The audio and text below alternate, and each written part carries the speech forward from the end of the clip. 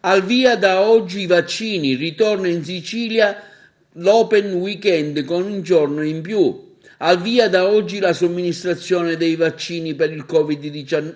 Al via da oggi la somministrazione dei vaccini contro il Covid-19, ritorna in Sicilia all'Open Weekend con un giorno in più. Visto il successo delle vaccinazioni nello scorso fine settimana, ritorna nella nostra isola l'Open Weekend che rilancia con un giorno in più. A partire da oggi giovedì l'iniziativa voluta dal governo Musumeci che ha l'obiettivo di accelerare la campagna vaccinale nell'isola. Alle giornate di venerdì, sabato e domenica si aggiunge anche quella di oggi. Negli hub e centri di riferimento della regione siciliana sarà possibile vaccinarsi con il siero AstraZeneca per gli ultrasessantenni, le persone da 60 a 79 anni che non presentano fragilità, anche senza prenotazioni. In occasione dello scorso fine settimana sono state oltre 26.000 le somministrazioni del vaccino di Oxford nelle 66 strutture operative nelle 9 province. Positivo il riscontro del presidente dell'Ordine dei Medici, dottor Santo Pitruzzella.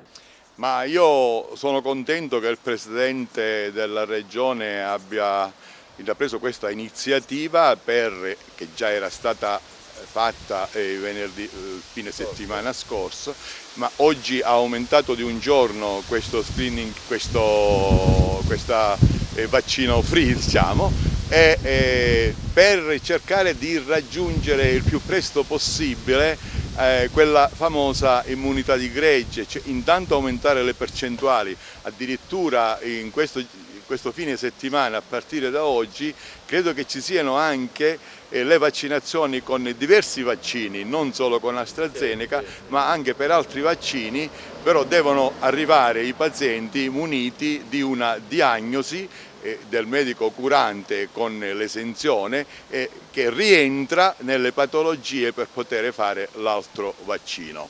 Quindi è importante aumentare, diciamo, le vaccinazioni per poter arrivare a un numero tale perché la soluzione a questo problema, oltre ai dispositivi, c'è alle distanze, alla mascherina, a lavarsi le mani, a tutte queste problematiche.